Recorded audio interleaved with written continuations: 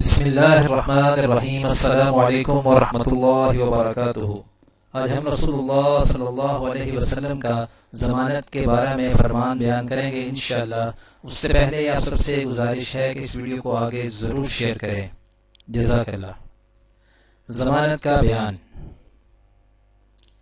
عبداللہ بن عباس رضی اللہ تعالیٰ عنہ کہتے ہیں کہ رسول اللہ صلی اللہ علیہ وسلم کے عہد میں ایک شخص ایک قرض دار کے پیچھے لگا رہا جس پر اس کا 10 دینار قرض تھا۔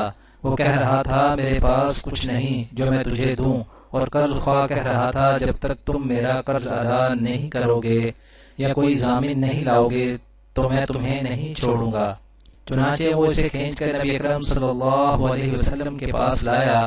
آپ صلی اللہ علیہ وسلم نے قرض خواہ سے پوچھا تم اس کو کتنی مہلت دے سکتے ہو؟ اس نے کہا 1 مہینہ کی۔ آپ صلی اللہ علیہ وسلم نے فرمایا تو میں اس کا ضامن ہوتا ہوں۔ پھر قرض دار نبی اکرم صلی اللہ علیہ وسلم کے دیے ہوئے مقررہ وقت پر اپنا قرضہ لے کر آیا۔ آپ صلی اللہ علیہ وسلم نے اس سے پوچھا تجھے یہ کہاں سے ملا؟ اس نے عرض کیا ایک کان سے۔ آپ صلی اللہ علیہ وسلم نے فرمایا اس میں بہتری نہیں، اور آپ صلی اللہ علیہ وسلم نے اسے اپنی جانب سے ادا کر دیا۔ وضاحت: کیونکہ احتمال ہے کہ وہ کسی دوسرے مسلمان کا ہو۔